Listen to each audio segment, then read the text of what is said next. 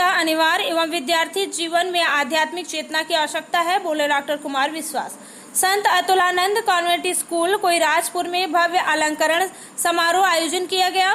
बताते चलें कि वाराणसी में संत अतुलानंद कॉन्वेंट स्कूल कोइराजपुर हरहुआ वाराणसी के इंद्रधनुष सभागार में साहित्य, अनुशासन और कला का अद्भुत संगम अलंकरण समारोह 2023 में दिखाई दिया। इस विशेष अवसर पर मुख्य अतिथि के रूप में हिंदी के प्रख्यात एवं लोकप्रिय कवि डॉक्टर कुमार विश्वास एवं विशिष्ट अतिथि के रूप में अमित कुमार सिंह NDRF 11वीं बटालियन सेकंड ने इन कमांड की गरिमामय उपस्थिति से लोगों के बीच एक अपूर्व ऊर्जा का संचार हुआ एवं महत्वपूर्ण जनमानस का आह्लादित मन झूम उठा। प्रेरणादायी गीतों एवं मनमोहक नृत्य से सजे सुंदर सांस्कृतिक कार्यक्रमों के मध्य इन्वेस्टिचर सेरेमनी के अंतर्गत विद्यार्थी परिषद का गठन हुआ और इन सभी विद्यार्थियों ने अपने कर्तव्य एवं पद हेतु शपथ ग्रहण की। कक्षा 10वीं एवं 12वीं के CBSE परीक्षा परिणामों में अव्वल रहे विद्यार्थियों को उनके अभिभावकों के साथ विशेष रूप से सम्मानित किया।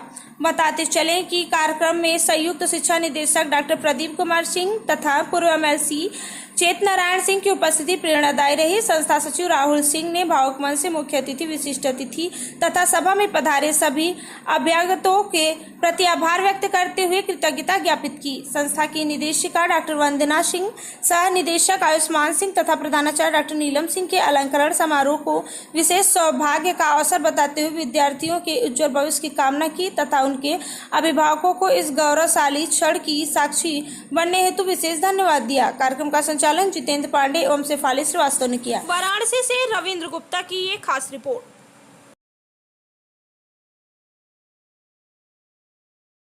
भैया अगर काशी जा रहे हैं तो बहुत दिन से लंबित है। राहुल भैया का कहना है कि कभी कुमार भैया तो यहाँ लेके आइए। तो पहले से निर्धारित कार्यक्रम जो प्रोटोकॉल में जा चुका था, गृह मंत्रालय की ओर से लिख के जाता है इतने बजे यहाँ, इतने बजे यहाँ, इतने बजे काल भैरव, जो लॉक हो गया था, उस लॉक को अनलॉक कराने का दम जिस प्रांगण में है वहाँ विशेष रूप से क्या उद्देश्य था डॉक्टर कुमार विश्वास से मिलने का? देखिए, वो एक संघर्षशील परिवार से है। उनके पिताजी शिक्षक थे। अपने उनकी आत्मकथा में मैं सुन भी चुका हूँ कई बार कि वो किस तरह से 2, 4, 10 रुपए के लिए भी संघर्ष करके अपनी पढ़ाई किए। तो सबसे पहले बच्चों के मन में संघर्ष की भावना, और संघर्ष से ही सफलता मिल सकती है, श्रम से ही सफलता मिल सकती है। आज वो पूरे 150 करोड़ हिंदुस्तानियों के हृदय में बसते हैं कुमार विश्वास। उनको प्रेरणा स्रोत के रूप में बुला करके बच्चों के मन में भावना डालनी थी। आज हमारे पास इतना बड़ा कक्ष नहीं है, केवल 1000 बच्चे बैठ पाए थे, लेकिन 1000 में से 5 बच्चों में भी अगर ये भावना चली गई होगी, डॉक्टर साहब ने कहा, तो मैं अपने आप को धन्य मानूंगा। क्या कुछ संकल्प दिलाया गया? श्रम करने का संकल्प यही दिलाया उन्होंने कि समय को व्यर्थ न गंवाओ। 25-25 साल के 3 भाग में उन्होंने जीवन को बांटा है। पहले 25 साल आप खूब जम के मेहनत करिए, कोई भी कोर कसर मत छोड़िए। दूसरे 25 साल आप देश के लिए मरिए। अंतिम 25 साल आप सुखी जीवन व्यतीत करेंगे और सबके हृदय में वास करेंगे। विशेष रूप से शिक्षकों के लिए उन्होंने बहुत अच्छा संदेश दिया कि बाकी हर पोस्ट से आदमी रिटायर हो सकता है, शिक्षक कभी रिटायर नहीं होता। वो इस दुनिया से भी रिटायर होने के बाद अपने विद्यार्थी की आत्मा में ज्ञान के रूप में हमेशा जीवित रहता है। ये बहुत बड़ी बात उन्होंने कही जो मुझे अच्छी लगी, और मुझे फिर मौका मिलेगा तो उनको दोबारा बुलाऊंगा। वादा भी किया उन्होंने कि आएंगे। सबसे बड़ी चीज़ कि वो एक बड़े कवि हैं, और राजा साहब जानते हैं कि बहुत महंगे कवि हैं, और मेरी औकात नहीं थी, मेरे विद्यालय की औकात नहीं थी उनको बुलाने की, पर उनके अंदर जो शिक्षक की आत्मा बसती है, पहले उन्होंने जीवन अपना शिक्षक से शुरू किया था। शिक्षक की जो आत्मा बसती शायद उसीलिए विद्यालय के प्रति आकर्षित हुए। और मैं धन्यवाद दूंगा बेंचमार्क एजुकेशन का, जिन्होंने हमें ये दिया, जिनकी किताबें हमारे चलती भी हैं, जिन्होंने सौभाग्य प्रदान किया। राम कथा की चर्चा चली सर, किस तरह की राम अपने राम, उन्होंने ये वादा किया है कि आप बुलाएंगे तो हम 3 दिन तक अपने राम कथा कहेंगे।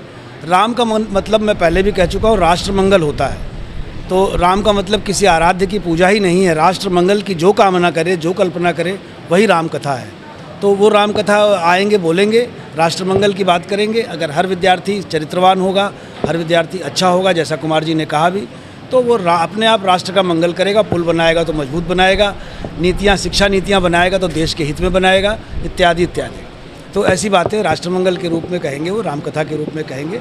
राम एक व्यक्तित्व है जिसकी विवेचना करना यहाँ संभव नहीं है, लेकिन हम उसको इस रूप में लेते हैं कि एक आदर्श व्यक्तित्व थे, मर्यादा पुरुषोत्तम थे। उनके बारे में चर्चा करने के लिए 3 दिन का समय उन्होंने दिया है, परंतु तिथि अभी निर्धारित नहीं है। ठीक सर।